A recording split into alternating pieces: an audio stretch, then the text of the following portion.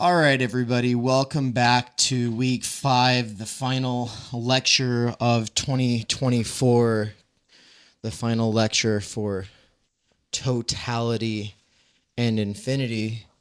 It's been quite a ride, huh? For a lot of you, this is your first time actually reading something of this caliber. And so I want to first of all just give it up to you. It's amazing that you've been able to get through as much as you've been able to get through. And even if you're feeling overwhelmed and even if you're questioning how much you actually got out of it, you did it. You know, it's if you run 8 miles or 15 miles or something, and then you towards the end you're walking and going ouch, ouch, ouch. It still counts. You still did it. In fact, it's even more impressive than if you run these things all the time, you know? The last lecture in the Being in Time course at the beginning of this year, I did a lot with that metaphor of running a metaphor, running a marathon, running a metaphor. But we're here now. And where we closed out the last lecture was on this distinction between exploitation and nurture. And I was saying that Wendell Berry, he talks about the divide that is inside of every human between exploitation and nurture. It's not just about being an oppressed person or being an oppressing person or belonging to an oppressor group, right? There's something much more important in thinking about, do your habits, do your tendencies, do your characteristics that have been fostered tend towards exploitation or nurture, right? Of course, he's not just talking about individuals and their souls or personal responsibility. He's also thinking about institutions and laws that foster certain tendencies within human beings. Also between human beings, because oppression still does work between human beings, and oppression is at its worst when it is in the form of exploitation. But I wanted to start this lecture off with that distinction to complicate it through Levinas.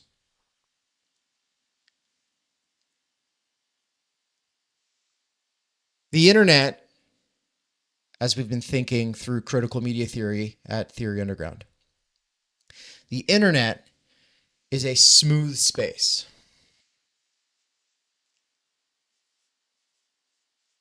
Which is to say, frictionless.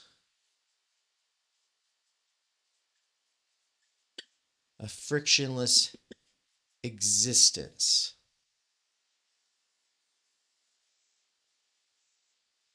It levels,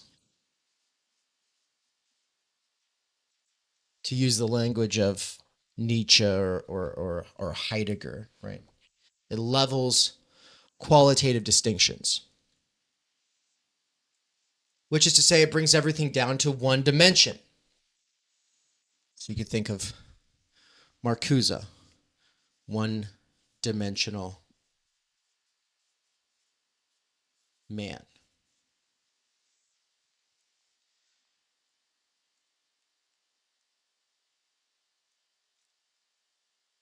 It's already getting beyond one dimension to break out of oppressor versus oppressed.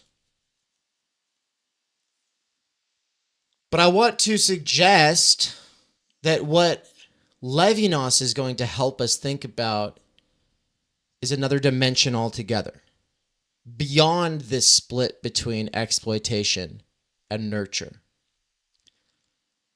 It's not like there's just one or the other. Exploitation is in part domination. But domination is not inherently bad. Domination really just has to do with what he's calling labor and possession. And there's nothing really bad about labor or possession.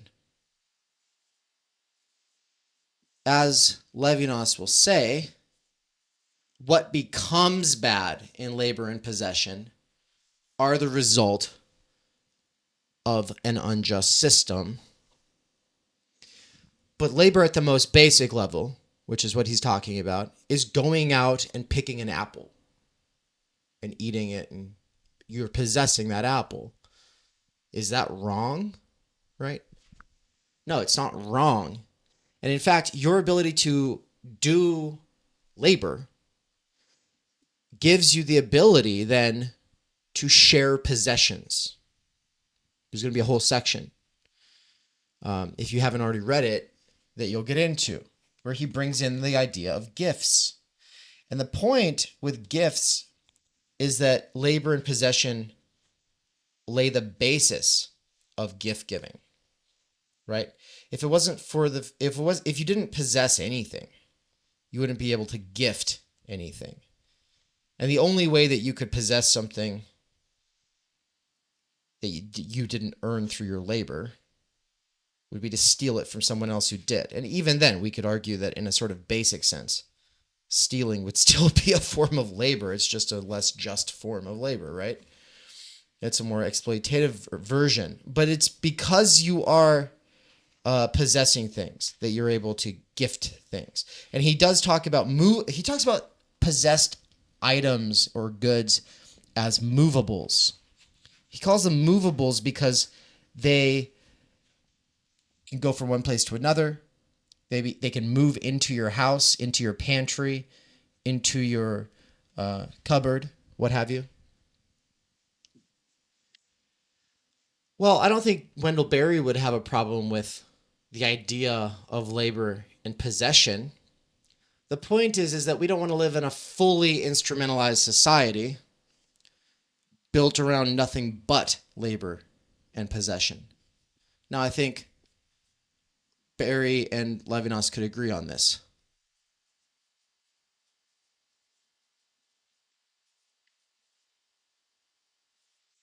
They would put a question mark on fully instrumentalized, and they would say, no. There are human ends that go beyond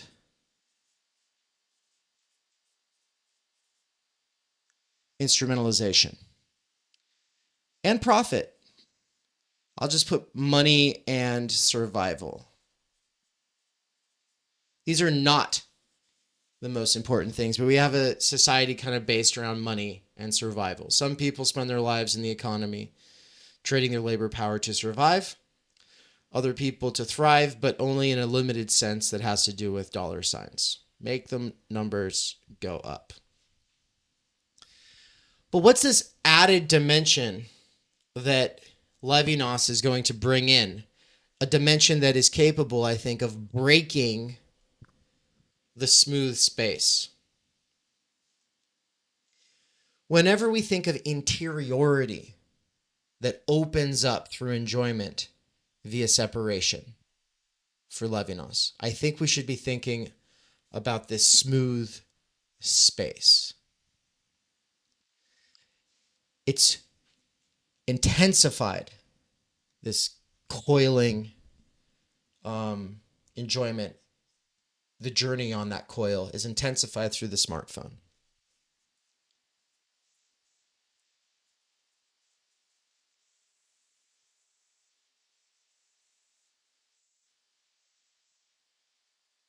Well, Levinas is going to talk about two kinds of other that break through enjoyment.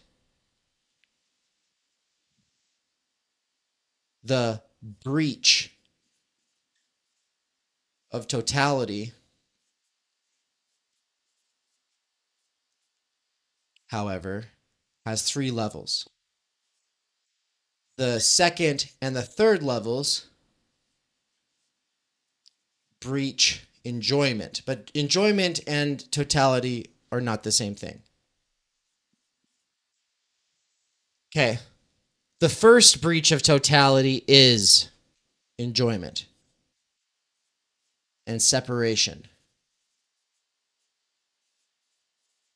and interiority. Now, the fact that enjoyment in the sensible opens up the interior, and that creates separation from participation and instantaneous or immediate immersion in the elemental. The fact that that is well suited to totalization. The fact that it's sort of closing in on itself, in its satisfaction with itself, in its being at home with itself. The fact that that closing in on itself sets you up for totalization does not mean it's the same thing as totalization, right? When I subsume the other in its reduction to the same, when I appropriate the other and reduce it to the same, which is to say, my groping maneuvers, whether through my literal hands or through my intellectual exercises, knowledge power games, however it is that I possess the world, the fact that that grasping that comes from that groping, grasping reach, intellectual and practical, has this sort of reduction to the same, and everything just kind of becomes part of my little way of conceptualizing things, my little way of dominating the world. The fact that that lends itself to totalization does not mean that it is totalization. Pages 118 and 119 make this clear. There's other examples, but I might turn to those passages if we have time. But that's the first breach of totality. Actually, yeah, why not do it now at the top of 119? We ended up bringing this up last night or yesterday in the notes, the link for which I have not yet sent you all. Sorry about that. I will send it out later today with this recording as well. But on the top of 119, the breach of the totality that is accomplished by the enjoyment of solitude or the solitude of enjoyment is radical. When the critical presence of the other will call in question this egoism, it will not destroy its solitude. Solitude will be recognized in the concern for knowing, which is formulated as a problem of origin, inconceivable in a totality. Solitude, enjoyment, separation, not totalization, actually something that breaches totalization. So I think the standard way of thinking about Levinas is there is totality up here, and then there is infinity, and infinity is always the something more, and it has to do with the other, and totality has to do with the same. Yes, except that the same itself ruptures with the totality. And the reason this matters is his political critique. It's a critique of Marxism. It's a critique of any political worldview that reduces human beings to nothing more than implements within some larger system. The point is this: whether it's a national socialist approach that sees you as a worker or a soldier worker, or if it's a Soviet Russian worker soldier approach, or even insofar as liberalism sees you as a worker consumer, whatever the point is, or whichever the worldview might be, you rupture with that totalized political worldview in separation, interiorization, and enjoyment. And he never says that this is a critique of communism, but participation, immediate immersion in the elemental, a living with one another in the tribe, where there are no secrets, where there is no distinction between myth and science and philosophy, and there's no division of labor really even. Like it's just all immersed in sort of it just, all of those areas overlap.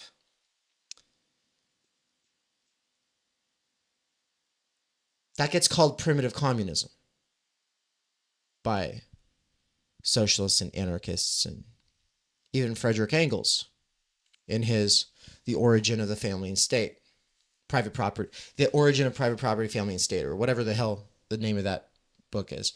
The point is that a lot of communists have this idea that humans are, naturally speaking, primitive communists, but then they fall from that due to the division of labor and modernization, and that we'll be able to return to that through some higher kind of communism.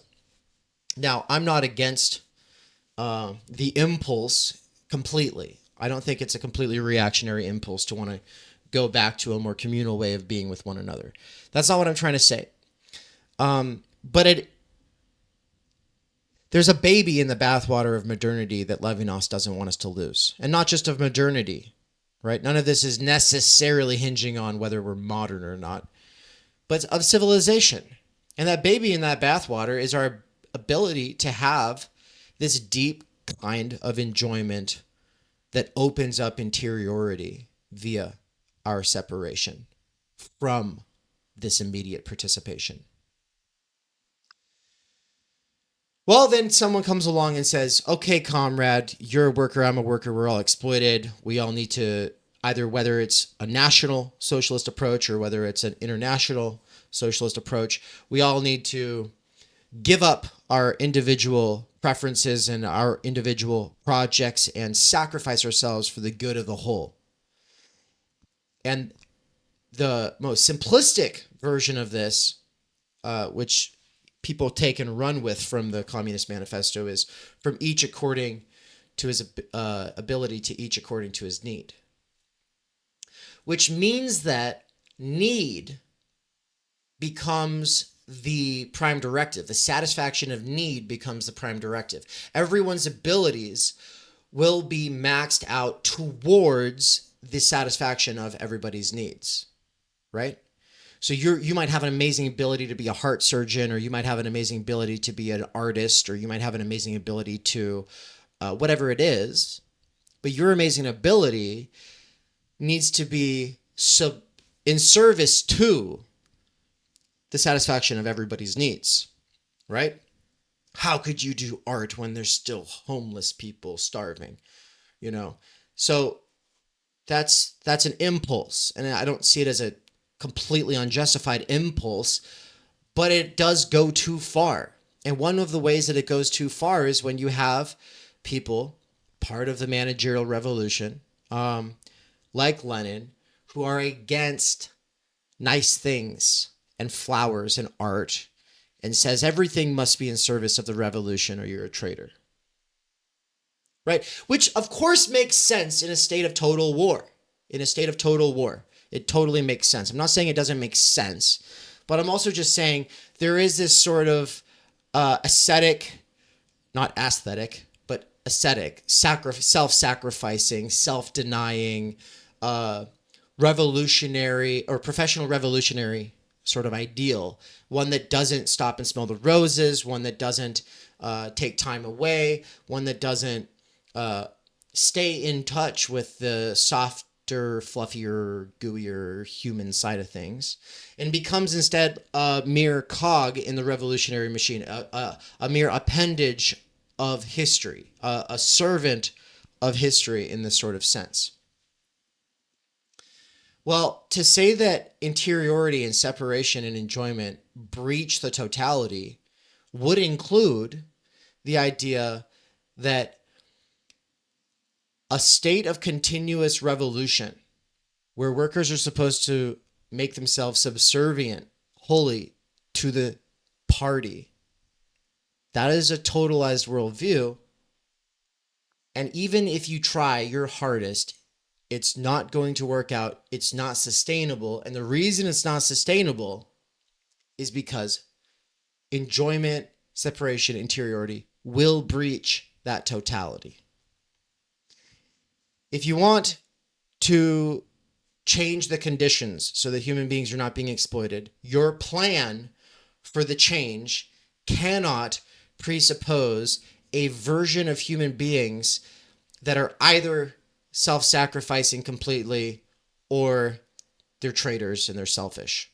You actually have to count into your plan the fact that human beings are separated, right? If you want to go back to a higher, not back, but if you want to sort of sublate primitive communism and bring it to like this higher level of communism, well, your higher level of communism is probably going to have to include the fact that human beings have discovered this thing called interiority. And you're going to have to make sure that that sort of radical rupture with the totality can somehow be included. So you could talk about like an open totality, right? You could talk about some kind of a world system that keeps these humans who make these radical ruptures with that totality part of its plan. I don't know what that would look like. I'm not sitting here coming up with blueprints for the future. All I'm doing is saying that there are direct implications when it comes to the political. Direct implications for political philosophy. And I don't think it's an accident. I do think that this is what Levinas is thinking of, which is why he brings up the tyranny of the state. Let's see if I can pull up the quote where he talks about the state. I have too many notes. This always happens, but I think it's on 178. On 178, at the bottom half,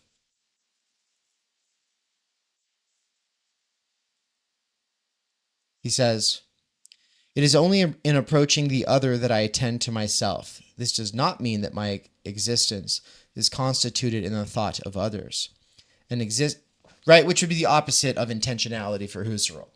Instead of you constituting everything other cognitively, it would instead be, oh, I am constituted by the other intentionally." He's saying no. An existence called objective, such as is reflected in the thought of the others, and by which I count in universality, in the state, in history, in the totality, does not express me, but precisely dissimulates me, which is to say it hides me. The face I welcome makes me pass from phenomenon, he's using that word just to mean appearance, from appearance to being in another sense. In discourse, I expose myself to the questioning of the other, and this urgency of the response, acuteness of the present, engenders me for responsibility. As responsible, I am brought to my final reality. It's one thing, though, to be responsible to the other. It's another, and for that to be your final reality. But it's another thing altogether to be so cut off from your interiority that you think nobody else can have an interiority that makes a break, right? Makes a break from this sort of party state instrumentalization, which he says slips into tyranny on the previous page 176 in the middle. He says, the state awakens the person to a freedom it immediately violates. The state which realizes its essence in works slips toward tyranny and thus attests my absence from those works, which across the economic necessities return to me as alien. From the work I am only deduced and am already ill understood, betrayed rather than expressed.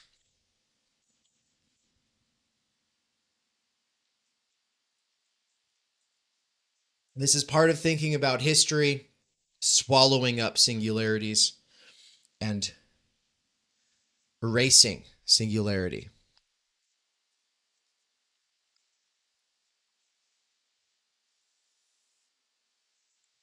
So we have this word works. Works do not speak on my behalf in my absence. Finding some ancient relic of a previous civilization does not give you access to the interiority of that person any more than seeing a film produced by Will is going to give me some like, oh, this is Will. I get it now. I get who Will is, right? Works, whether they be shovels or tomahawks or works of art or any kind of commodity, is an evidence of another human being, because you go, well, that's not from nature alone. There's like some kind of a human being doing something that made that. Sure. So you can deduce that there's another human being there, but it's not sufficient for access to that other. Access to that other only comes through the word itself. He says the word alone. The word on page 177, the word alone can put an end to this absence. There's this absence of the other. When I'm holding this water bottle, we know others were involved in making it. Even if robots made it, we know others were involved in making those robots. So it's evidence of others. It attests to others, but the others are absent. He says the word alone can put an end to this absence. On 181, he repeats himself and says, right a little lower than in the middle, everything comes to pass as though the word, that word that lies and dissimulates or hides, were absolutely indispensable for the trial to clarify the items of a dossier and the objects constituting evidence, as though the word alone could assist the judges and render the accused present, as though by the word alone the multiple concurrent possibilities of the symbol, which symbolizes in silence and in twilight, could be sorted out and give birth to the truth.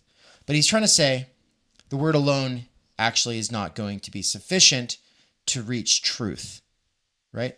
Grasping something, having a comprehension of something, having some kind of correct knowledge of something, having an interpretation of something, all of these are insufficient for what he is calling truth. Truth is not what we get from groping in the dark and then bringing to light through will and intellect. Truth is going to be something that happens in a space opened up between interlocutors, where instead of just going off of the word as a symbol with multiple interpretations available, you instead have a person, a concrete interlocutor, assisting his or her meaning. It says, being is a world in which one speaks and of which one speaks. Society is the presence of being. Yes, but the other assisting the word via the face, which is to say human expression. This is the only way that we can even approach truth. On the following page, on 182, he brings back this idea that that interlocutor, that concrete interlocutor who comes to his own assistance, as it says in the middle of the page, when an existent has presented himself and come to the assistance of himself, that is a necessary condition for truth.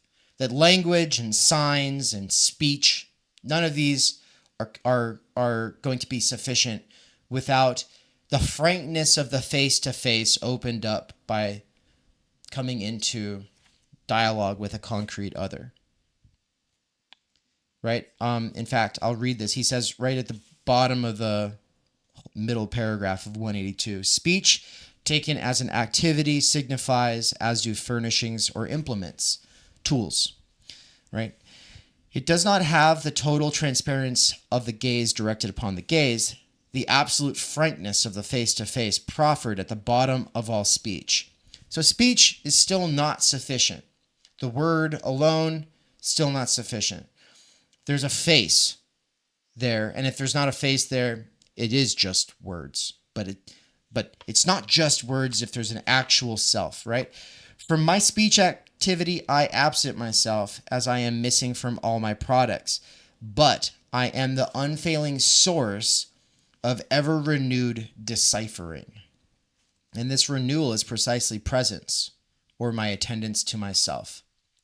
This is why at some point I was able to more or less get over being misunderstood, misrecognized, and taken out of context on the internet. I come to the assistance of my meaning.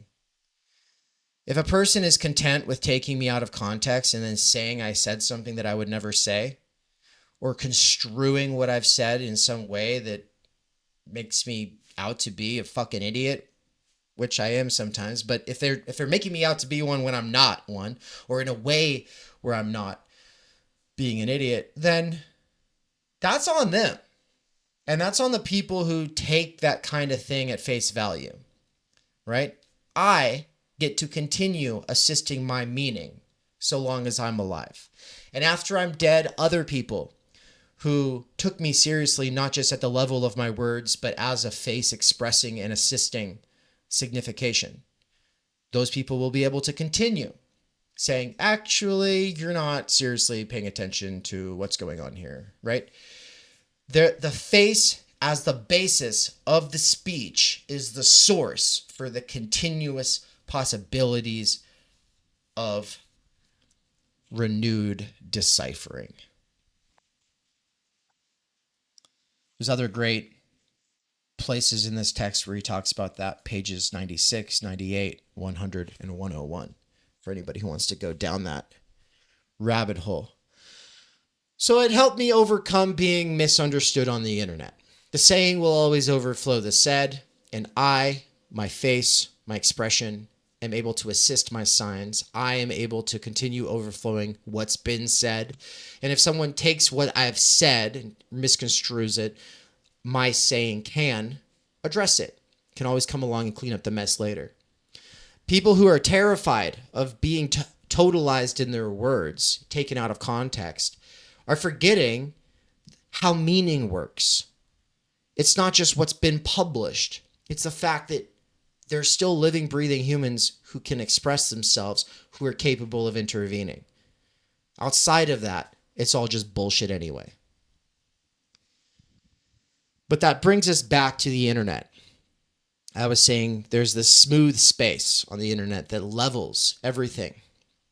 And it levels everything in a way that Levinas is going to combat with the second and third kinds of breach to totalization. The first is enjoyment. Now I'm going to go ahead and erase that and say that at the level of enjoyment, we have this closing in on oneself, right? So enjoyment. When people think about how the internet's making everybody narcissistic, well, that's because your smartphone accelerates this kind of enjoyment that ruptures us from the totality, but then creates a new kind of totality, right? You become totalized as the kind of person who just goes on the internet to, I don't know, do whatever it is that you like to do on the internet, whether it's bookmarking recipes and hate watching some stupid shit, or watching cat videos, or, collecting stamps, or playing World of Warcraft. Whatever it is, there is this participation in a sort of sense with others, but they're others reducible to the same. Fandoms, in-groups, internet silos.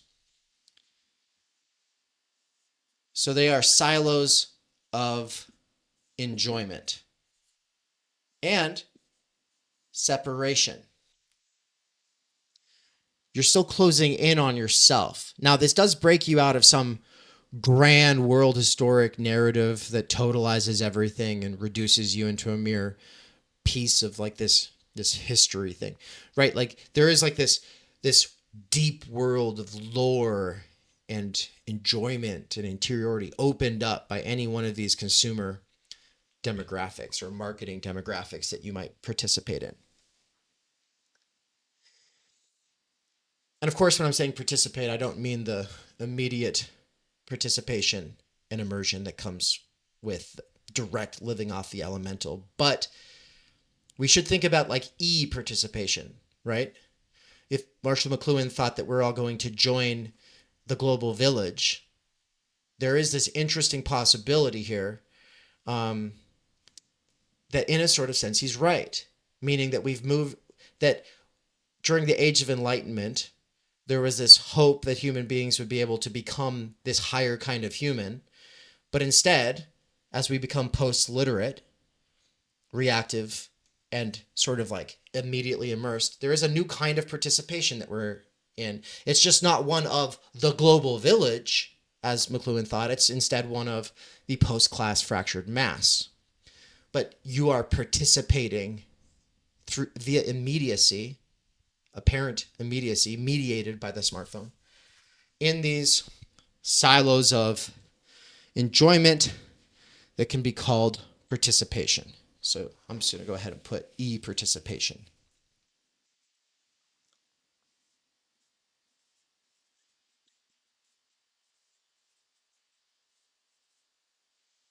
We are digital savages, digital primitives, right? Okay. Some people don't like that language. I've done enough clarifying and sort of caveating, I think, at this point that I can speak this way. Don't worry, I have a whole critique of anthropology, and we'll get into how we have never been modern and all of that in my seminar. It's coming up. Don't worry. In fact, if you're all there tomorrow, you'll see my first deep dive into introduction to sociology and critical social theory. And in that, you'll see the plan and how at one point in the plan, we're going to dive into this sociological critique of anthropology, anthropological critique of sociology, critical theory critique of both of those things, whatever. But for now, e-participation, e-savages, e-primitives, speaking loosely. It should be fine.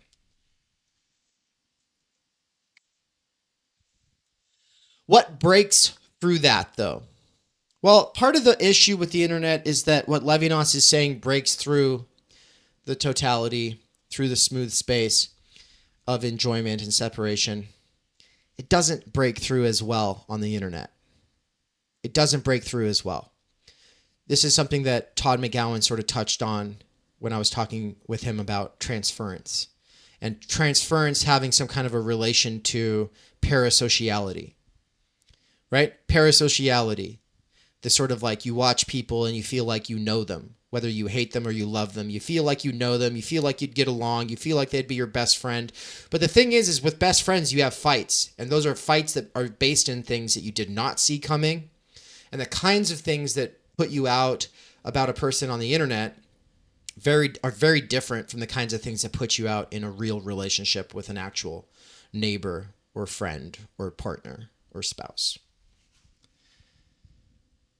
Or in psychoanalysis, which would break the transference, right?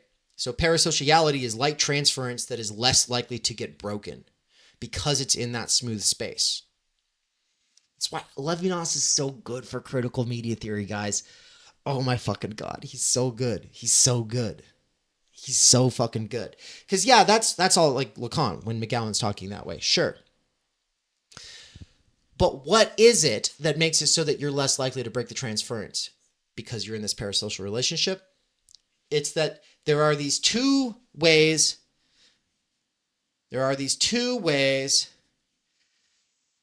that enjoyment gets breached, according to Levinas. And they are two others. And they are two others that we don't understand or get to interact with via the medium of the internet. Arguably, in this dynamic we've established here, where I am lecturing and you're paying attention and you're note-taking and you're thinking, someday you'll intervene, you'll respond, you might elaborate or critique on what's going on here, but ultimately I'm talking so you know that I've got something that you don't have. You're interested in what it is. You were trying to read this. It sounded like gobbledygook. You're mystified by what's going on here. I will hopefully bring some kind of a clarity to what's going on here. That's the kind of other that we focused on before the feminine other came about, and that is the other from the dimension of height, which is to say, mastery. Right? Like, there are over 150 masters on my radar. Over 150 masters on my radar who I go to for certain things. I'm going to go to Ian Hacking for philosophy of science and sort of post-Foucauldian philosophy of technology, right? I'm going to go to Ian Hacking for that. And if I could, I would go study for write a dissertation under him, right? I'd go to Canada, study under him, and work on a dissertation. Or if I want to think about materialism, Dr. Adrian Johnston, University of New Mexico, right? If I really wanted to work on this Heidegger-Levinas connection solely for a long period of time, I would probably go do that also at the University of New Mexico, but I'd do it under Dr. Ian Thompson. But every one of the texts that I think is worth rereading, that I look to as a source of something that I don't contain within myself, that is a master to me. It's a master whose gravity becomes a sort of motor of infination propelling me. I take inspiration from them, and I consolidate that, or I reconcile that, or I work through that in the kind of content that I produce, right? But I do not come to them through the internet. I bring them to the internet. And it's arguable that what I do with them through the internet is going to break from this e-participation anyway. It's arguable. We can only hope, right? It would be delusions of grandeur and hubris to say we break through e-participation as Theory Underground people. So, I'm not saying that we do that, but we're trying to bend the bow against the tendencies that level everything and turn it all into a smooth space of peer groups.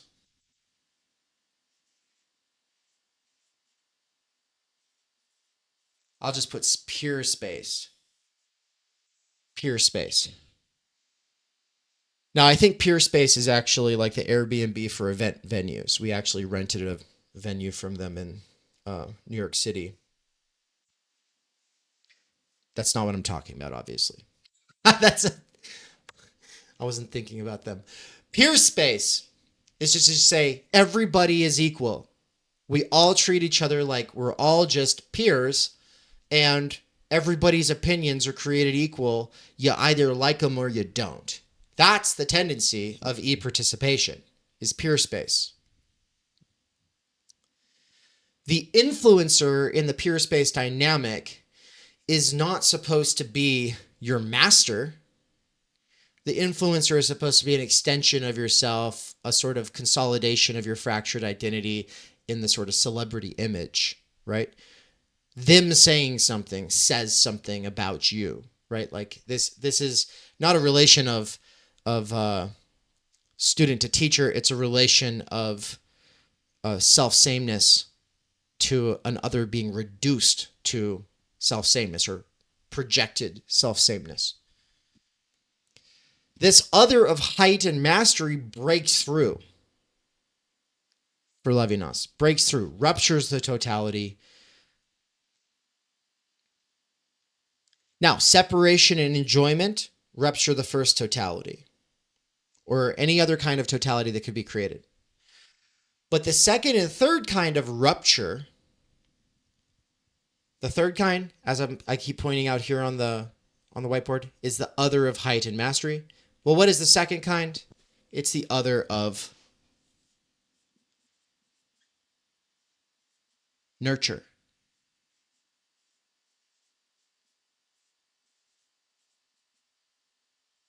I said at the beginning of this lecture that I wanted to complicate Wendell Berry's distinction between exploitation and nurture. It's not as simple as the exploitating same that conquers the other, whether they're human beings or nature. Within every person, there's this distinction between your nurturant tendencies and your exploiting tendencies. Yes, but also it's not just exploitation versus nurture.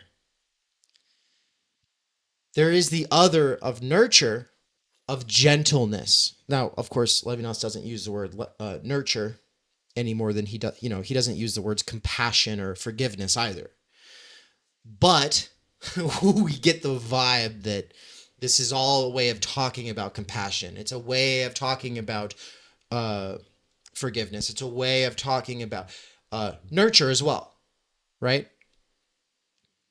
Well, gentleness, that is an expectancy that welcomes you home, is a different kind of other than the other of height and mastery.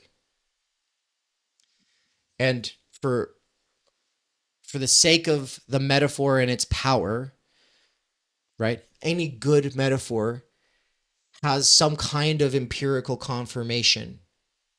That might not mean it's universally true in all cases. It just means like a good metaphor has a basis in empirical reality. It becomes relatable.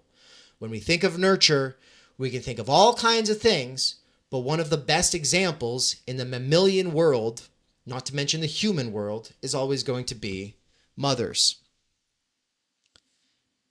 And so nurture will take on this feminine connotation, and this dimension of height and mastery is going to take on this obviously more phallic connotation. Well, both of these kinds of ruptures in your world of enjoyment are less likely to be found on the internet.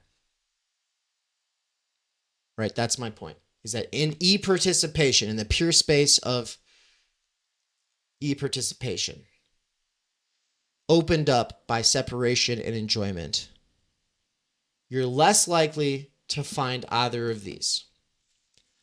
But it's interesting that there is a sort of more effeminate internet versus a more sort of crude masculine internet.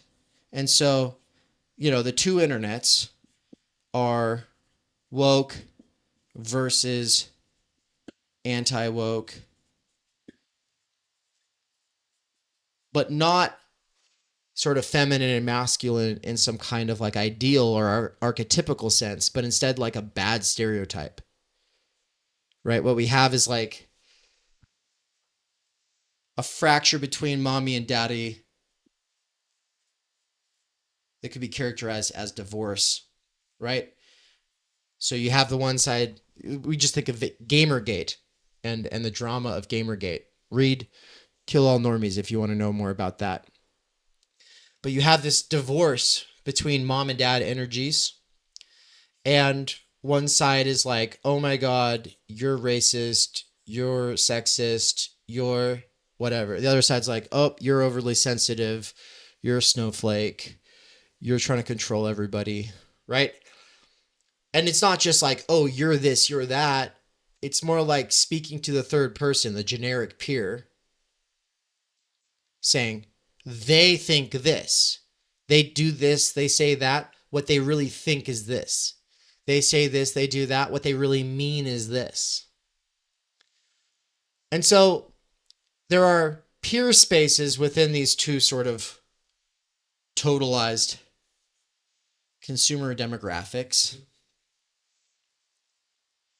Both of them are cartoonish jokes of masculinity and femininity. Both of them make a mockery of femininity and of masculinity. The incel, men going their own way, Jordan Peterson, simpy bros, whatever. Obviously, with their like anti-woke sort of cartoon of what a man is supposed to be like. Versus,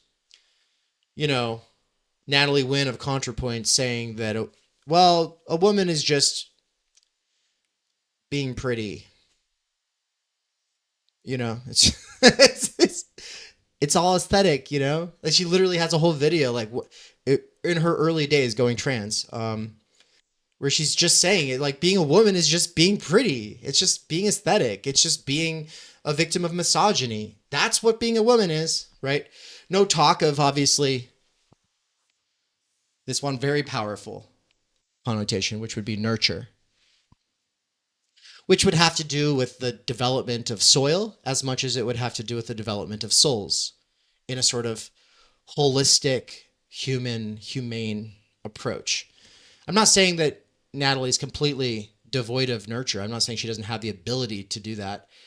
But I am just saying that, especially in the progressive PMC feminist world, I mean, you see this even with Alenka Zupancic. It becomes like, oh yeah, well the woman is just a reaction to the man, and it's being catty, right? Like it's putting on a performance and being catty and trying to be pretty for the man, right? It's trying to confirm, and of course there's like this Lacanian idea, like the woman as the prop to the male, to the phallic thing, right? This being the phallus as opposed to having the phallus, right? Well, that's all true. Woman does become that, especially in these kind of academic spaces where everything is boiled down to social and cultural capital and symbolic capital. Absolutely. That is what the woman becomes. That is the plight of the middle class woman in the university, is discovering that's all I am, right? And of course you want to resist that. But as far as like energy goes, as far as like a kind of energy that we all depend on, not just an energy, but the kinds of actions that accord with this ideal. Nurture is not just something specially like reserved for women. It's something that, and Wendell Berry argues this, we should all be in touch with it. I do think on the left side of the internet, in this woke side of the internet, you are more likely to find people who are at least trying to be nurturant. Anti-bullying is a kind of caring about nurture, right? And people saying, oh my God, if you don't say somebody is what they say that they are, they're going to kill themselves. And caring about that is based in some kind of idea of nurture.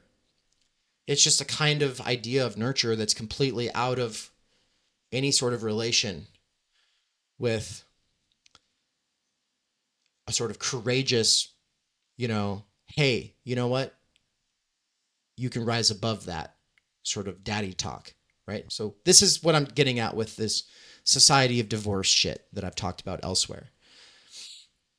Some of you will have read the piece in the writing workshop level of the Discord. I think it's in level 2, where I have a theory fiction and I talk about mommy and daddy breaking up and blah, blah, blah, blah, blah. And I use this as a metaphor and I play with it. This is what I'm getting at, with these two sides of the internet. They both become cartoon versions of nurture and of height/mastery, right?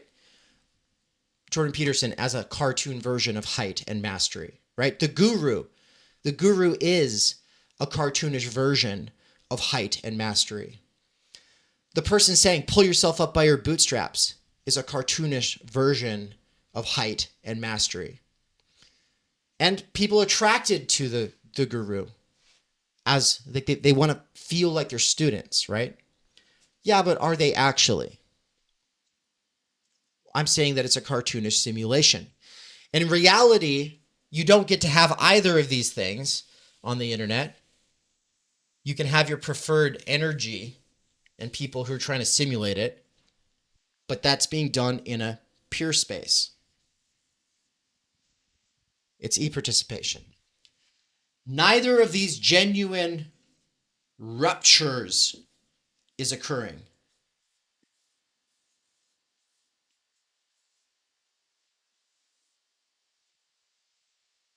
These are the two kinds of other that, and for Levinas, we'll get the uppercase O. There's the other who breaks through, who comes from the standpoint of mastery. Now, I think that some kind of sort of Lacanian transference has to occur for that person to be your master. Meaning that like one person's master is not going to work for another person, right? Like it's, you know, I just saw this guy on Instagram. He's a math professor and he was like teaching about functions and I was instantly hooked. I've thought about it every day since then.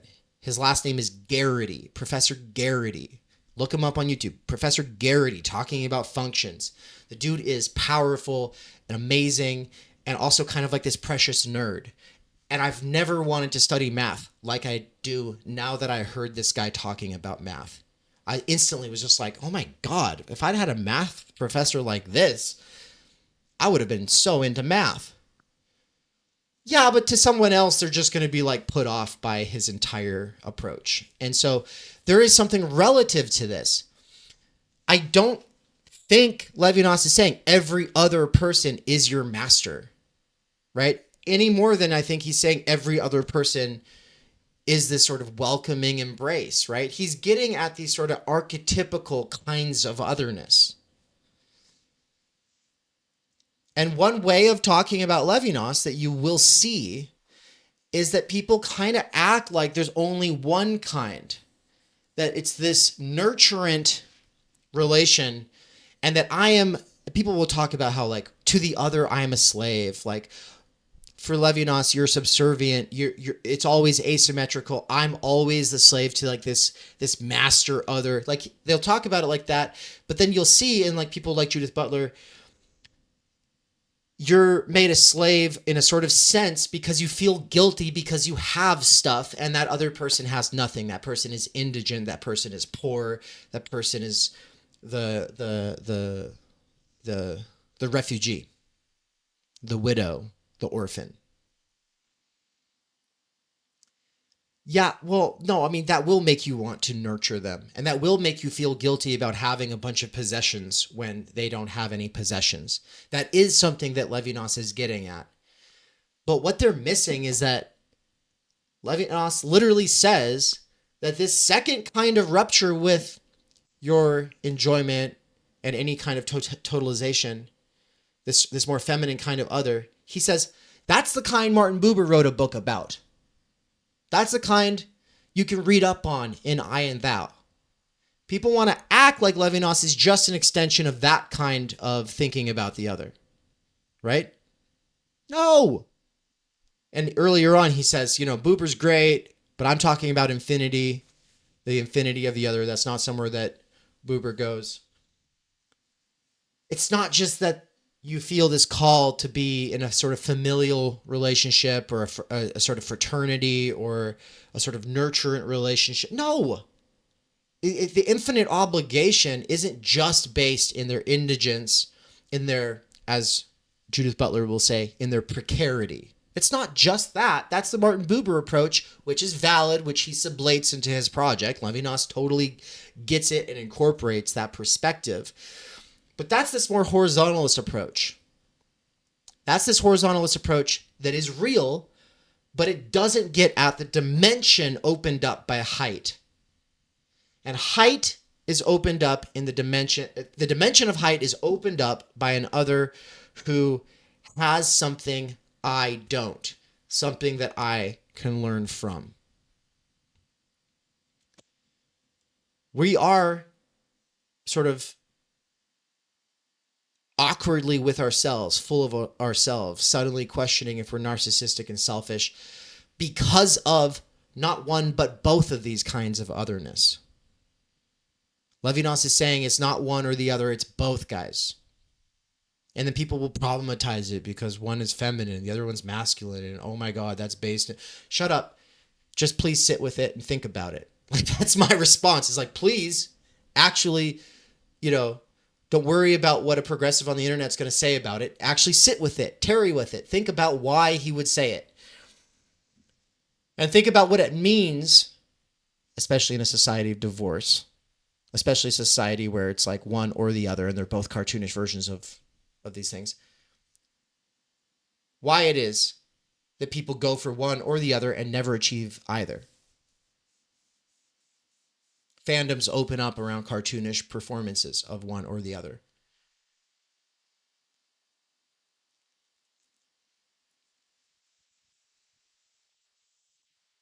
Now, that was the main thing that I wanted to use the whiteboard for, is to really drive home the point that there are these two others. But I have a couple quotes I'd like to read along these lines. Let's go read a line about the feminine other and the way it ruptures our totality. On part, let's go to 150. Hope this is the right quote here.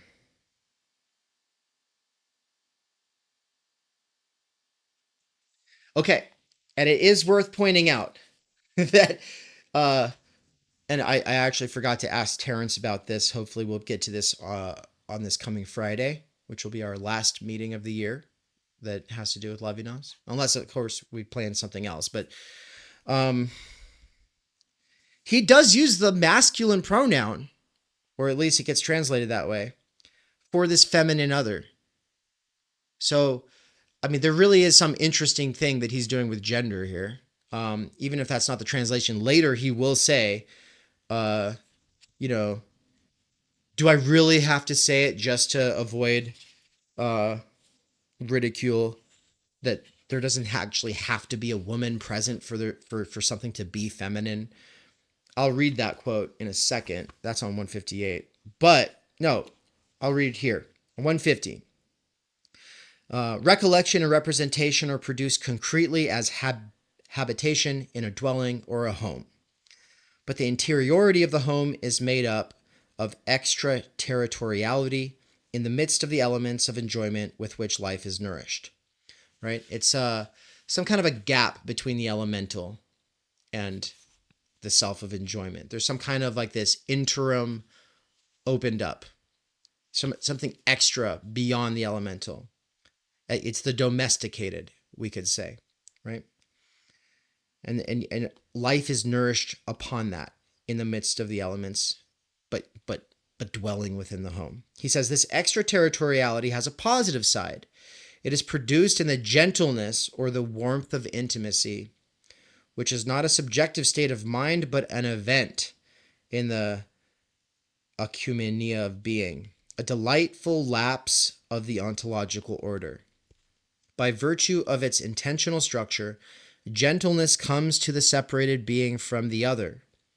The other precisely reveals himself in his alterity, not in a shock negating the I, but as the primordial phenomenon of gentleness. The whole of this work aims to show a relation with the other, not only cutting across the logic of contradiction, where the other of A is the non-A, the negation of A, but also across dialectical logic, where the same dialectically participates in and is reconciled with the other in the unity of the system. So he's challenging both of these kinds of logics.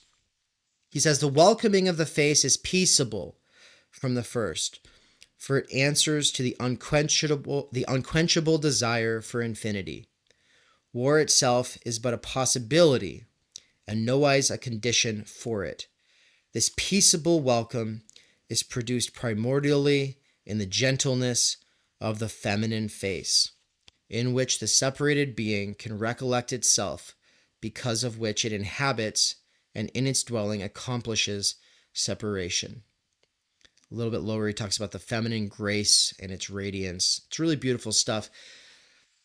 But I think of Nina Power in conversation with Walt Bismarck, a new right guy. I don't know if he's alt-right. He used to be a white supremacist. I don't know. He's not anymore, supposedly. But he does the Walt-right. It's like something he does on Substack. He blocked me when I made fun of him. I wasn't really trying to make fun of him. But anyway, Walt Bismarck, he brings on Nina Power after she's canceled, and they're in an interview, and he's talking about the importance of like beefing up the military presence on the planet, for the United States, because, China is going to outpace us, and we're going to become, we're not going to be the leaders anymore, and we have to stay the leaders. And Nina was like, what if we just stopped? What if we just like slowed down? What if we just like tried to share the world? What if we didn't try to like muscle our way to the top and stay top forever. And he was like, well, yeah, it's easy for you to say because you're a woman.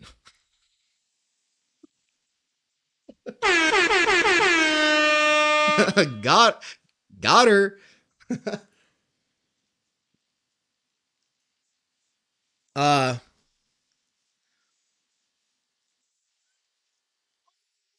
you come over, yeah, come on, talking to Anne's got something to say. Hello. It wasn't even like, oh, easy for you to say because you're a woman. It was more like, oh, what a woman thing to say, which is different. I just wanted to add that. I think that's different. Yeah, I don't know where you're going. I sent, it's an important distinction, thank you. And I sent it right to Anne, and I was like, you gotta listen to this interview. It's so funny.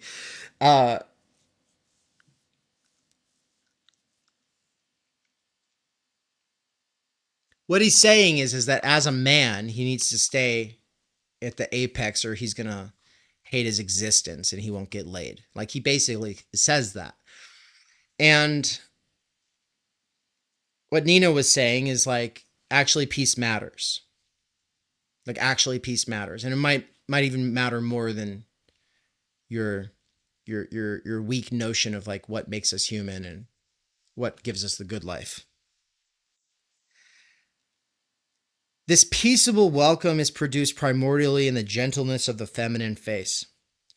I wanted to bring in Walt Bismarck and that whole interview just because it's like, well, there is this kind of like manosphere, kind of alt-right approach that just sees peace as bitch shit. No, that's weak. That's, you're just a woman, right? And that is not what Levinas is saying. Levinas is saying that that sort of feminine gentleness, that peacefulness, it's not something that's only for women. It's something also for men. It's actually something that nourishes us. We actually need that nourishment. That nourishment is called nurture. It's a capacity that can be exercised, and it's part of what makes us special. So he says, war itself is but a possibility, and nowise a condition for this kind of peace. That takes us back to the preface, right? Political philosophers think that peace is based in war, that war sets the conditions for the possibility of peace. By having boots on the ground in over 150 countries, the United States has secured peace and democracy for all. Peace conditioned by war. Levinas is saying, no, this kind of peacefulness, this gentleness, this nurturance is something that is irreducible to war. It's not caused by war. War is going to come along and fuck it up. But it's more important, and it is prior to war. Okay, but what about the other kind of, the other dimension of otherness? I think we should go to page 121, then we'll go to 171, 172, 180. Oh, I promised one thing though. The sort of his disclaimer, his sort of gender disclaimer. This is where Levinas is saying, don't worry, I'm not saying that it has to be a woman, okay? At the bottom of 157, he says, the home that founds possession is not a possession in the same sense as the movable goods, right? This is part of his critique of Heidegger. Heidegger just sees the home as part of the equipmental totality, and it's not just part of the equipment of all the rest of the equipment. According to Levinas, it's something better, it's something special. Every possession can be given away, but the home, you actually need a home. You can't just give away the home, right? Which is actually why Andrew Wilson, calling his wife his property, he's part of the debate sphere. He's like this conservative Christian guy in the debate sphere. I've recently heard him refer to his wife as his property. I know he's trying to be controversial, but it's like Levinas would actually say, no, she's not your property, because property is something that you can exchange with others. Unless Andrew Wilson's trying to say that he thinks that his wife is some kind of a commodity that he could exchange with others. Right. So the point is like there are there are people, and then there are homes, and then there's also things like food, and then our society of exploitation is going to try to tell us all of that is just implements. All of that is just exchangeable. And then you get some kind of rightoid who's just trying to be edgy, and he actually reifies all of that and acts like his wife could be exchanged. Like, for what? What amount of money would you exchange that for, right? It's absurd. But the same thing goes for a home. A real home is not exchangeable. You don't think about your real home in terms of market value, right? Your real home, you make modifications to it without respect to its resale value because you're planning on living there for the rest of your life, right? And there's going to be so many memories embedded in it. You're putting down temporal sediment and memories in this site with your loved ones so that, no, you wouldn't want to see that go bye-bye at some point, even if it was worth $1 million. Who gives a shit, right? But ours is a society that doesn't care about that. And so, this is, he'll say at one point that this is kind of where Marx gets his full force, right? This idea that everything is turned into the Heideggerian instrumentalized world of falling. Anyway, the home that founds possession is not a possession in the same sense as the movable goods it can collect and keep. It is possessed because it already and henceforth is hospitable for its proprietor. This refers us to its essential interiority and to the inhabitant that inhabits it before every inhabitant, the welcoming one par excellence, welcome in itself, the feminine being. And then he goes, need one add that there is no question here of defying ridicule by maintaining the empirical truth or counter-truth that every home in fact presupposes a woman? He's like, do I really have to add this? Then he says, the feminine has been encountered in this analysis as one of the cardinal points of the horizon in which the inner life takes place, and the empirical absence of the human being of the feminine sex in a dwelling nowise affects the dimension of femininity, which remains open there, as the very welcome of the dwelling. So what he's trying to get at is that it's not about an empirical, actual human being there, actually welcoming us. A woman could be there, and as Terence pointed out, she might be very unwelcoming, right? Like, a woman is not the condition of the home being welcoming. The home has this potential, this sort of transcendental structure that has a sort of metaphor with femininity on the basis of how, we've got lots of empirical confirmation that often this kind of nurturing, welcoming is indeed something we see in the world performed by women. But that doesn't mean it's essentially based on women. Okay. So yeah, that's the bottom of 157 and the top of 158. And it's a great critique of the Heideggerian instrumentalist approach, right? The whole living from thing throughout section 2 of Totality and Infinity is a critique of the Husserlian sort of philosopher par excellence, sort of idealist, sort of rationalist, intellectualism that thinks the mind is constituting the world of the things, right? Living from is a critique of all that. But at the same time, critiquing that the best critic of all of that. Heidegger is the best critic of all of that. And we're still critiquing Heidegger. Why? Because Heidegger, especially in Division 1 of Being and Time, is very much instrumentalist and seeing the world as a referential totality of equipment. Everything is assigned to certain kinds of tasks. Things get their meaning on the basis of these assignments, and these assignments are all in order to some ultimate for the sake of which at one point he lets slip, he basically thinks is survival, right? And therefore the home is an in order to assigned in response to this task, this goal of which is survival. No, the home is not just about survival. The home is the base that opens up the possibility of possessing things through labor, the possibility of opening up a space between desire and its satisfaction, a space where we can develop our humanity, which is to also say, develop our interiority. It's a space, the home, within which we are welcome.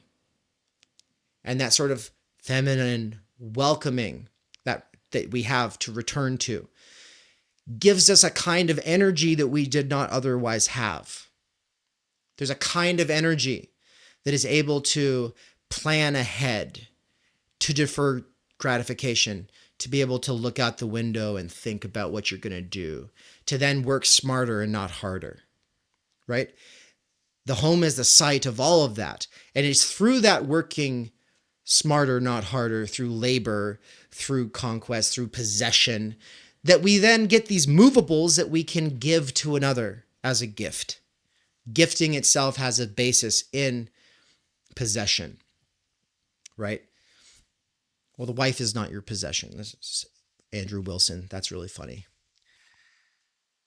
No. Possessions are things you can gift.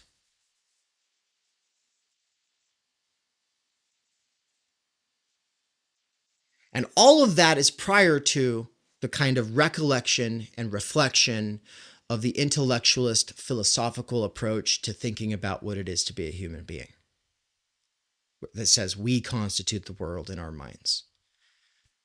You do not represent food. You live from food, right? Okay. But like I said, I wanted to, so that was me sort of, I had promised to touch on that sort of caveat or disclaimer from Levinas at the bottom of 157, top 158. But I was on my way to saying, let's look at a couple quotes related to this more masculine other of mastery. And remember, a woman can still be a master. She can still take up this dimension of height, right? I have definitely met women who are my masters, right? But the point is like this kind of mastery is like part of why we care about language in the first place, because I am insufficient. Me and the ignorance of my enjoyment realizes I have to give an account for myself because I am called in question by the other. Well, the other who calls me in question is coming from the dimension of height. So if your wife calls you into question, she's taking up that dimension of height, right? And if you don't want to be an ignoramus, you will be attentive to it, right? And every time Levinas talks about being attentive in this text, he is talking about a response to the other who comes to you as the teacher who calls you in question and makes you realize that in your naive, sort of innocent, ignorant enjoyment, you're missing something. You're actually insufficient. There's something missing. What is it? Well, let's go to page 121.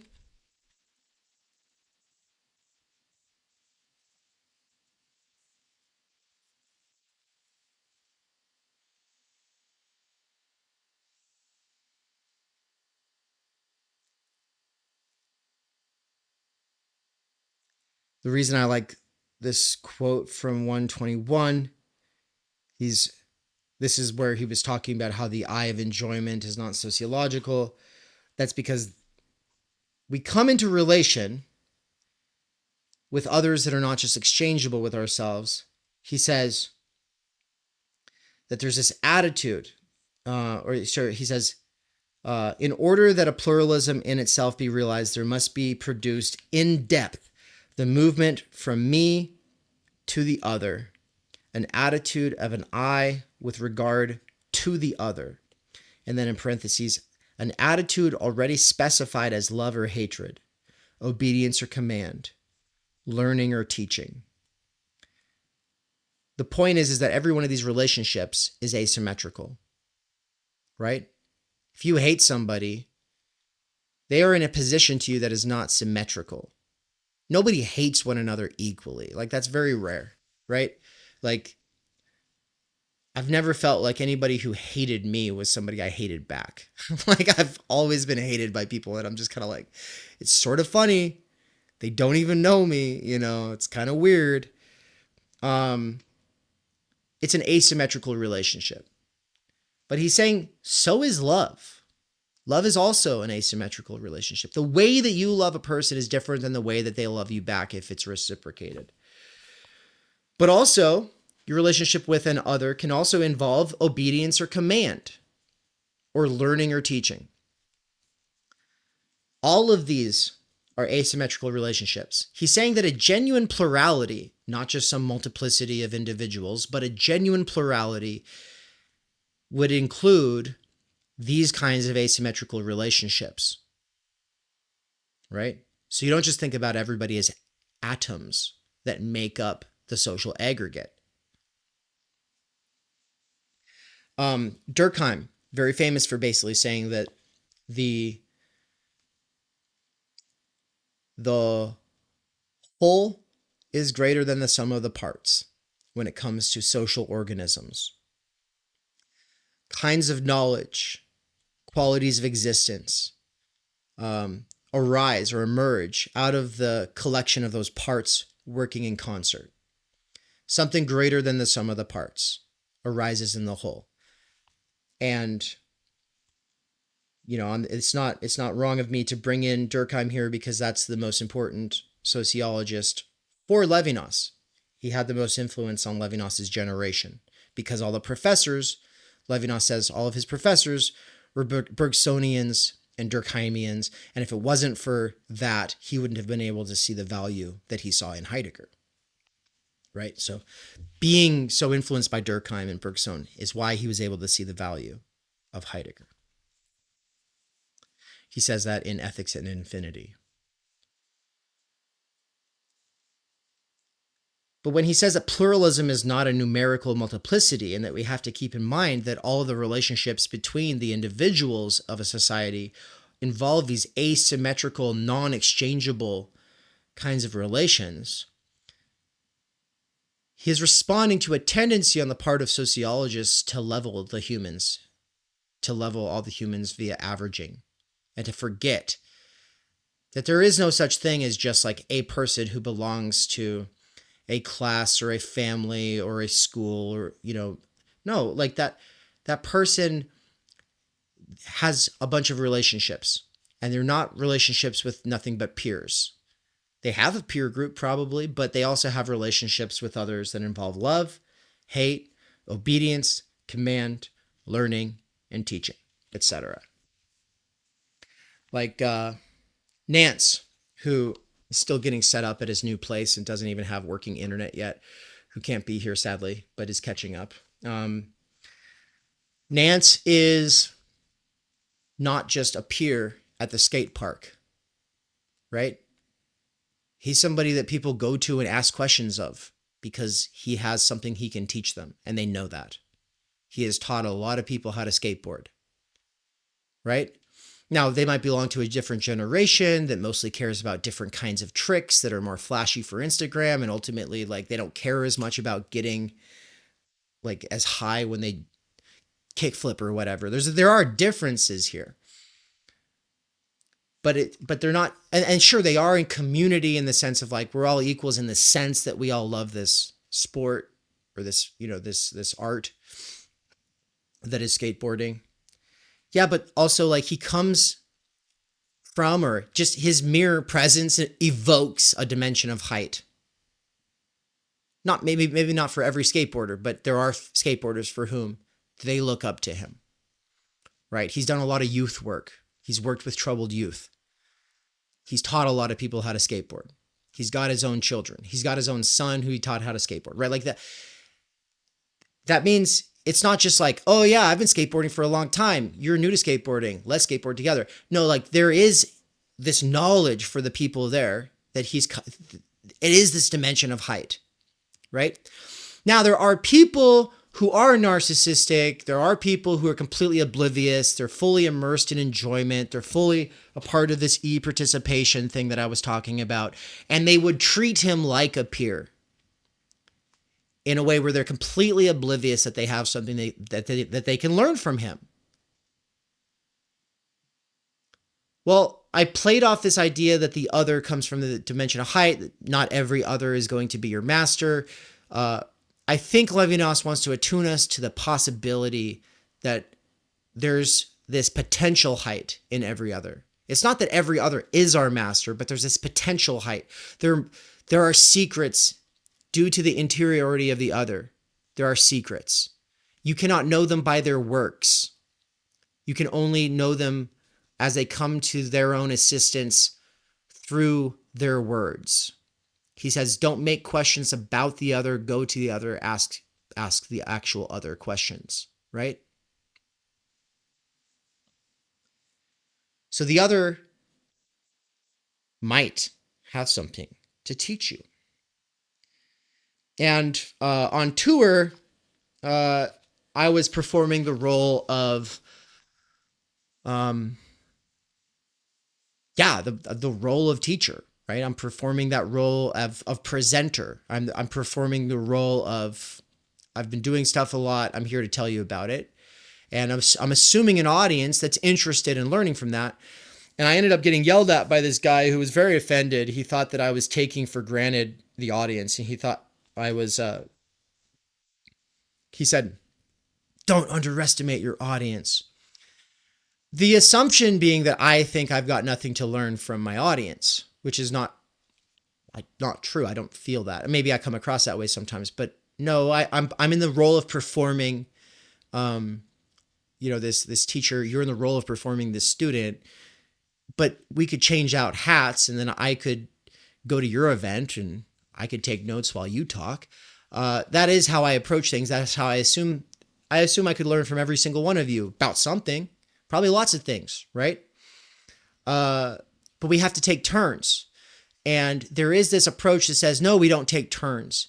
I say something, you say something. I say something, you say something. Tit for tat, tit for tat, tit for tat. It's back and forth between peers. And every opinion that comes out of this relation, they're all equal. You either like them or you don't. It's the same as the kid who's at the skate park who just acts like Nance is some dude who's like older, but whatever, he's just older. I've got nothing to learn from him. Oh, really? You got nothing to learn from him? It's this leveling effect from the iPad generation. But of course, it's always present, and it doesn't have to be part of the iPad generation. It's also just part of reality. The last couple quotes I want to read from that relate to this dimension of height and mastery would be 171 and 172. So let's turn there.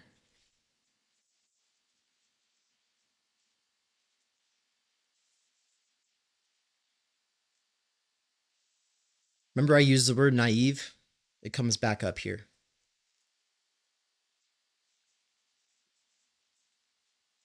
I think that this whole paragraph, which is very long and difficult, is actually just beautiful, and I'd like to actually kind of break it down as I read it. It starts right above the middle of 171. The calling in question of the I, coextensive with the manifestation of the other in the face we call language. The height from which language comes, we designate with the term teaching. Socratic maieutic prevailed over a pedagogy that introduced ideas into a mind by violating or seducing that mind. In parentheses, he says that violating and seducing are the same thing. Well, pedagogy is a set of teaching practices or a theory of teaching.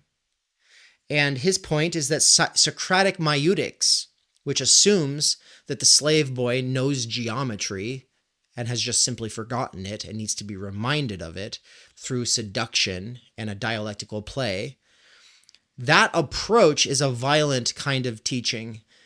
And so this is a sort of critique of the way that pedagogy goes thanks to Paulo Freire, right? And I think it was probably lecture 1 or 2 where I talked about Paulo Freire and the pedagogy of the oppressed and how I wanted to do a lightning talk, for the teachers, like a 5-minute, like why this pedagogy of the oppressed approach misses this dimension of height and the actual responsibility of a teacher to teach, like your student doesn't actually know, like it doesn't actually come from inside of them.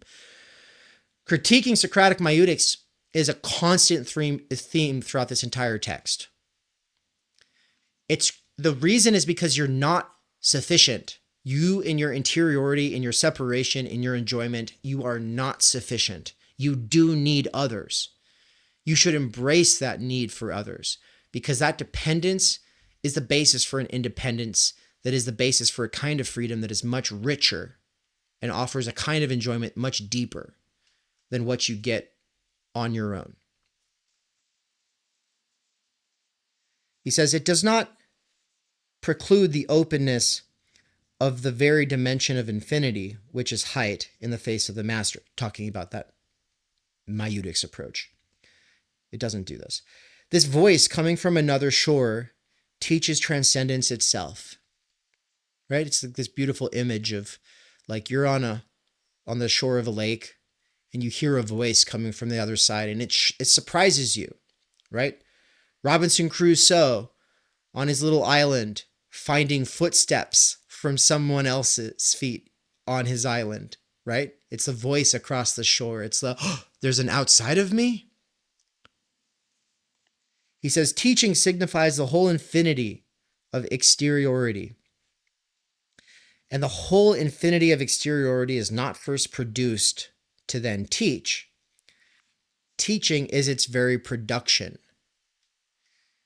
Fucking amazing, because in Ethics and Infinity, he says that what God is to him is the ability to interpret and the sort of infinity of interpretation that opens up in communities of interpretation. That's what God is.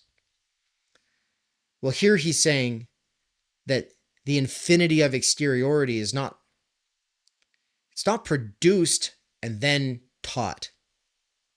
No, teaching is the production of infinity. So he says elsewhere that God is interpretation, and here he's saying that teaching, that's infinity, right? So when we're thinking about totality and infinity, an essay on exteriority, you could just say, scratch out the part that says infinity and scratch out the part that says exteriority, and you could put the word teaching. Totality and teaching, a critique of everyone's theories of pedagogy to date. You could read it that way.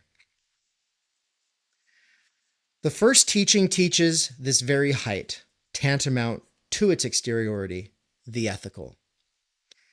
In this commerce with the infinity of exteriority, or of height, the naivete of the direct impulse, the naivete of the being exercising itself as a force on the move, is ashamed of its naivete. Right? The shame is a response to the being called into question by the other and realizing yourself insufficient.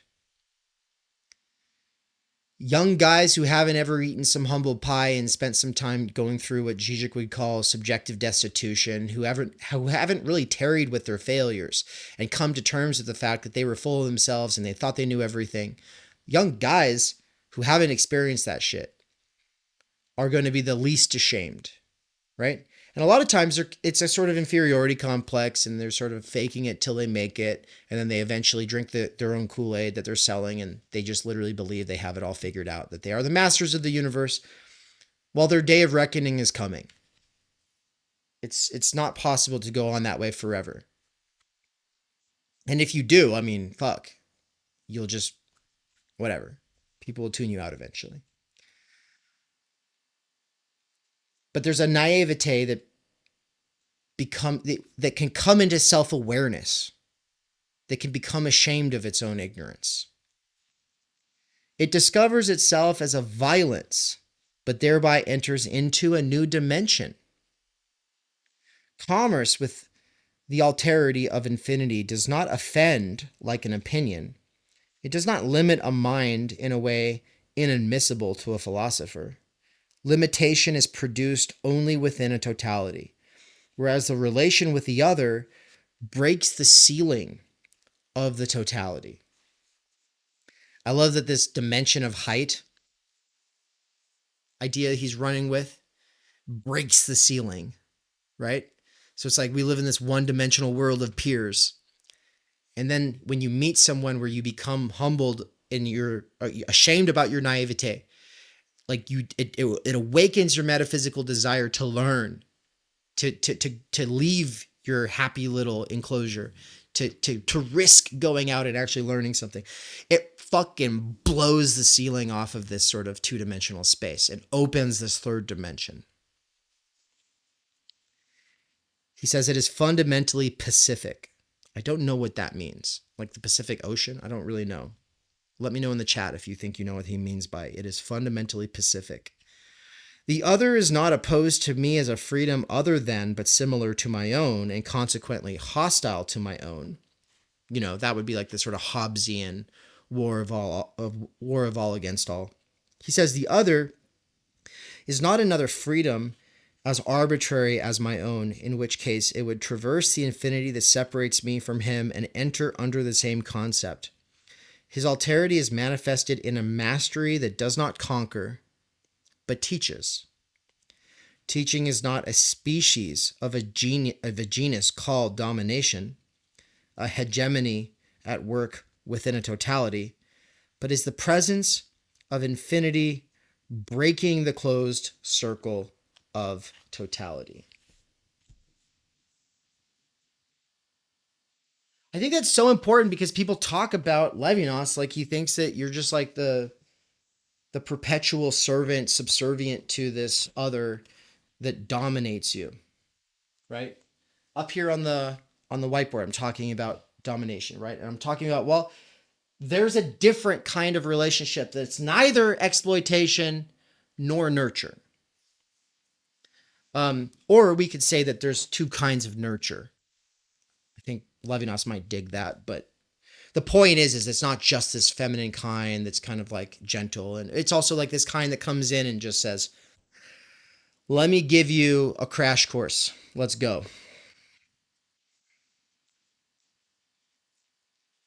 Teaching is not a species of genus called domination, a hegemony at work within a totality, but is the presence of infinity breaking the closed circle of totality. And then, on the following page, on 172, remember I said that truth is not the groping, grasping, knowledge acquisition thing that we do? He says, the other is neither initially nor ultimately what we grasp or what we thematize. For truth is neither in seeing nor in grasping, which are modes of enjoyment, sensibility, and possession. It is in transcendence, in which absolute exteriority presents itself in expressing itself, in a movement at each instant recovering and deciphering the very signs it emits. Constant clarification. Reinterpretation.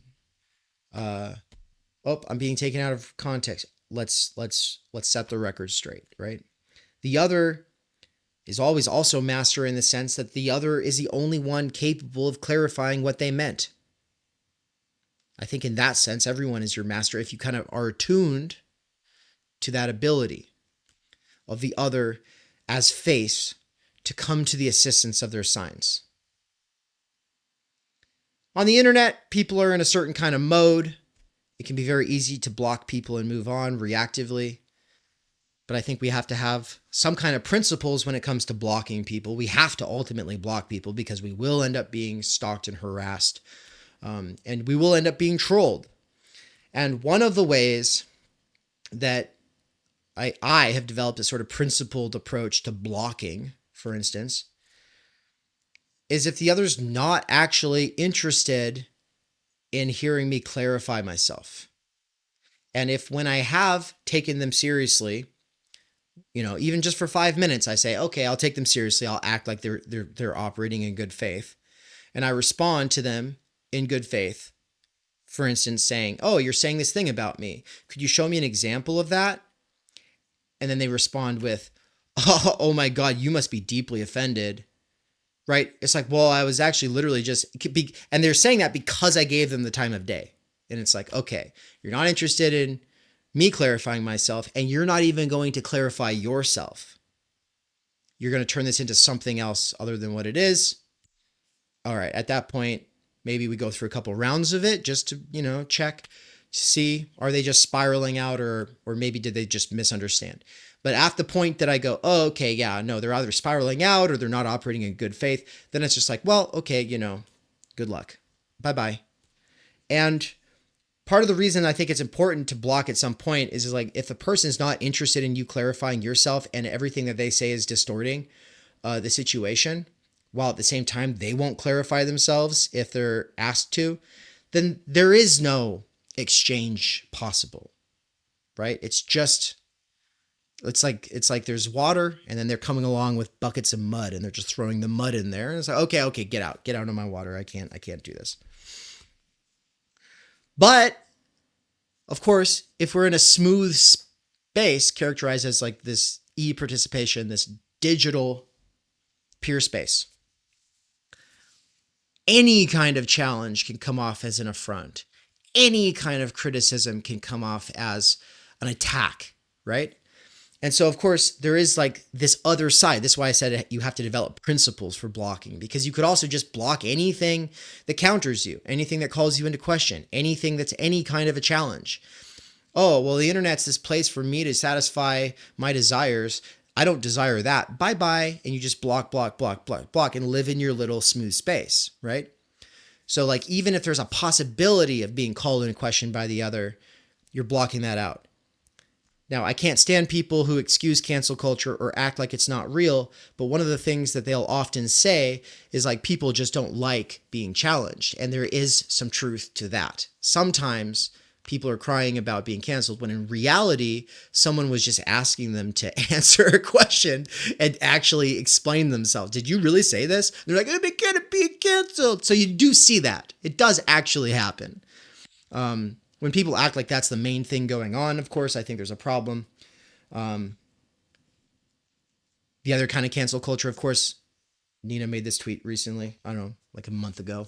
It's just like some people, it's like too much information. There's too much information. There's way too many other people. We want to simplify. We don't want to feel like we have to find out about something. So we're happy to have an excuse to write somebody off, right?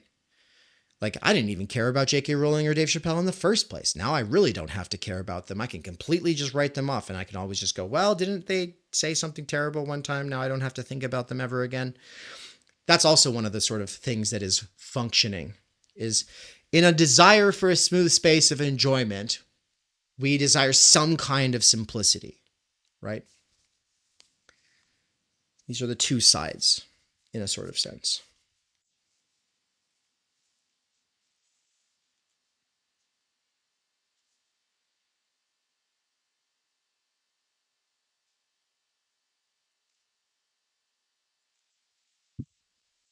Now, I've basically said everything I want to about the other, this more masculine other, the one that comes from the dimension of height. But 180 is also a fantastic page for this. And I want to, going back to his critique of the Socratic meutics that I was talking about, right in the middle of 180, he says, for the Socratic dialogue already presupposes beings who have decided for discourse, who consequently have accepted its rules, whereas teaching leads to the logical discourse without rhetoric, without flattery or seduction, and hence without violence, and maintaining the interiority of him who welcomes. The man of enjoyment who remains in interiority, who ensures his separation, can be unaware of his phenomenality. This possibility of ignorance does not denote an inferior degree of consciousness, but is the very price of separation. Separation is a break with participation. Separation as a break with participation was deduced from the idea of infinity. It is therefore also a relation extending over the irremediable abyss of this separation. If separation had to be described in terms of enjoyment and economy, this is because the sovereignty of man was nowise a simple reverse of the relation with the other, right? They're not reversible relations. They are asymmetrical. Separation not being reducible to a simple counterpart of relation, the relationship with the other does not have the same status as the relations given to objectifying thought, where the distinction of terms also reflects their union. Every time he's talking about terms being unified in some system, they're not exchangeable, he's arguing with a dialectical or system approach way of thinking about humans. He's always arguing with that. And in that sense, he's always arguing with Spinoza, with Hegel, with Nick Land. The relationship between me and the other does not have the structure formal logic finds in all relations. The terms remain absolute despite the relation in which they find themselves. The relation with the other is the only relation where such an overturning of formal logic can occur. But we then understand that the idea of infinity, which requires separation, requires it unto atheism so profoundly that the idea of infinity could be forgotten. The forgetting of transcendence is not produced as an accident in a separated being. The possibility of this forgetting is necessary for separation. I mean, I take that to mean that people living in a state of immediacy, living off of the elemental, existing in participation, they have some kind of an idea of infinity. But that you have to forget about infinity and develop an egoism and a deep interiority in order to then really come into relation with the idea of infinity in its sort of pure form. The pure form of the idea of infinity and pure desire, metaphysical desire, is opened up by our ability to be atheist, right? Which, once again, when he uses that word, it's the naivete of the person who thinks that they're completely self-sufficient.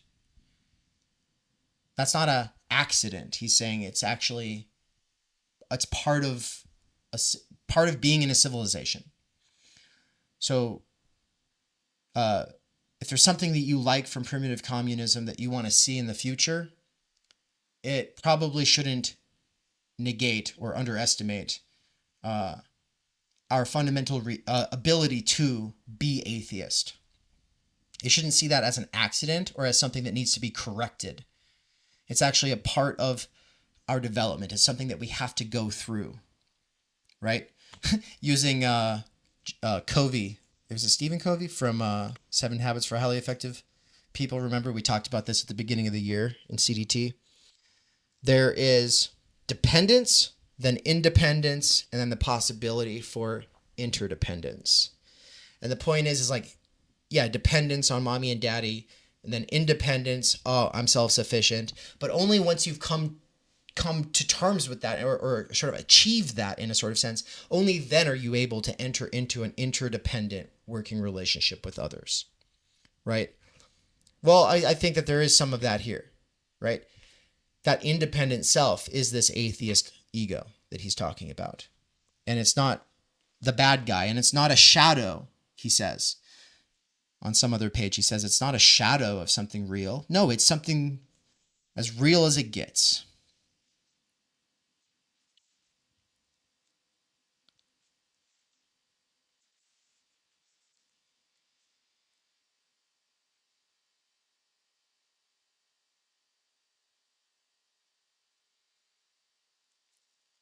In close, I think the most important thing that I didn't really stress as much as I would have liked to in these intro lectures, but that I did get into in the notes sections of this course, in the sort of the background of this course. His critique of pessimism and energy itself. I like how Will said last week that there's something about time, the relation with time and the other. Well, time opens up because of the dwelling. A new kind of time opens up, but also a new kind of energy becomes possible. So there is something very useful for me here in terms of time energy theory, hopefully useful for everybody to think about.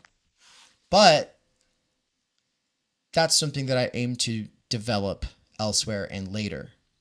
Just pay attention to the words postponement and withdrawal, because it is the dwelling that makes it possible for us to postpone the satisfaction of desires, also to be able to withdraw from participation, but also to be able to separate ourselves from possessions by gifting to others. So like all of these forms of postponement and deferral and withdrawal, all of those kind of become conditions of like this new kind of time that opens up. It's a kind of time that can take its time, which would be to say, in a sort of sense, like the time of maturity. You're giving things time and you're planning ahead and you're thinking more strategically. That opens up because of the dwelling, right? And that relates to Skole, which I think pages 154 and 165 get into. But I'm not going to bother reading from them right now. Go look it up yourself. Pay attention as you read this week, as you finish out section 2. The last thing is that pessimism, he says, is often based in this idea that I did not choose this existence and life is suffering. Now, what he wants to say is that the sadness of the realization that life is suffering and the pain that comes from that has a basis in the fact that we know that life is capable of a kind of enjoyment that we like, right? And Schopenhauer will say that that enjoyment is just a relief from pain, right? Life is suffering. Pleasure is just relief from suffering. That's a reduction, and it's a kind of reduction. Levinas is going to say no. Enjoyment, right? Enjoyment is the reason that we rue suffering. The reason we hate existence in some cases is because we love existence in the first place. Existence has taken a turn, and now we are disappointed because we had higher expectations for existence because ultimately we love existence. Stoics, Buddhists, Schopenhauer, and the rest of the philosophers of existence who come off like negative Nancys, all of them are ultimately loving existence. And that's why life being suffering is something that they can't stop thinking about. It's because they do love existence and they don't like the fact that there is suffering. So they're trying to master that suffering by coming to terms with that suffering by just saying that life is suffering, right? Oh, we can come to terms with that via the Four Noble Truths, right? That would be the Buddhist way, or the way of the Stoic would be to realize there are things you can control and things you can't control, right? Which is also very similar to Buddhism. But Levinas is going to say, like, all of that is rooted in the fact that you love life. And life would not be just if you had chosen it, right? It wouldn't be any more just if you had chosen it. Ultimately, though, your ability to perceive suffering is based in the fact that you are the kind of being who enjoys sensation, primarily. And suicide, first of all, it doesn't work. And second of all, because it doesn't end existence, existence keeps on going. Also, you don't know that it ends your own existence. You don't know that either. But more important than the idea that we are the kind of being who can take our own lives is the fact that we wouldn't be the kinds of beings who could take our own lives if we couldn't sacrifice for the other. It is that we are the kind of being who can sacrifice for the other that makes it so that we're the beings capable of taking our own lives in the first place. Which would be to say that suicide in this sort of like, remorseful, oh, life sucks, I'm gonna exit. That is a species of a genus of sacrifice. It's just one that is self-obsessed as opposed to doing it for the other. And, Durkheim, in his work on suicide, is always going to kind of bring it back to there's different kinds. And one kind is because you've lost honor, or it's for the honor of the society. It's for the honor of the other. It's for the good of the other. Of course, we could also take it to the extreme, and it would mean you're coming to the defense of the other. So you put yourself in a risky situation, and someone could say, oh, well, you basically killed yourself because you went out on that limb to risk your life for that other. And it's like, well, if you're going to see it that way, sure. But the point is that the ability to even understand anything as suicide, much less to actually take one's own life, that is based in the fact that we can live for the other. I think he would say that a life worth living is a life that has things worth dying for, that aren't just yourself and your pleasure. That pleasure and pain are not the crux of the issue. The issue is have you found something to exist for? Have you found something that's worth dying for? Because as he says on, I think, page 34, which is the second page of chapter 1, he says, top of page 35, to die for the invisible, this is metaphysics. Thank you.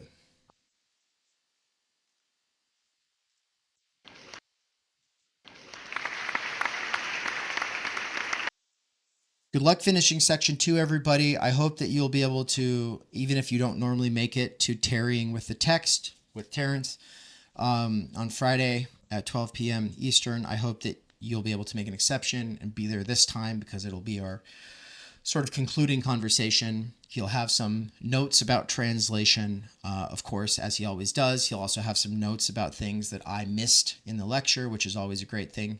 But also, it'll just be an opportunity for anyone to kind of bring final questions or reflections before we move into taking a break from Levinas. I know some of you were already defeated by this text in a sort of sense. You're at the walking the final stretch of the marathon, going ouch, ouch, ouch. And don't worry, you get to take a break. And we'll be back at it in January. First Saturday of January, we'll be back at it, same time as now.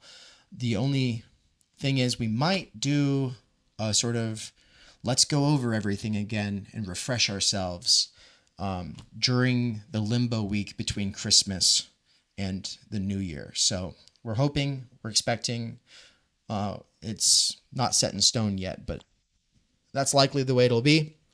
So go ahead and finish out the reading as much as you can. Come up with some questions, and I look forward to seeing you all on Friday. To the people who are watching this in the future who aren't going to be there on Friday, good luck, and I hope you got something from this. Thank you.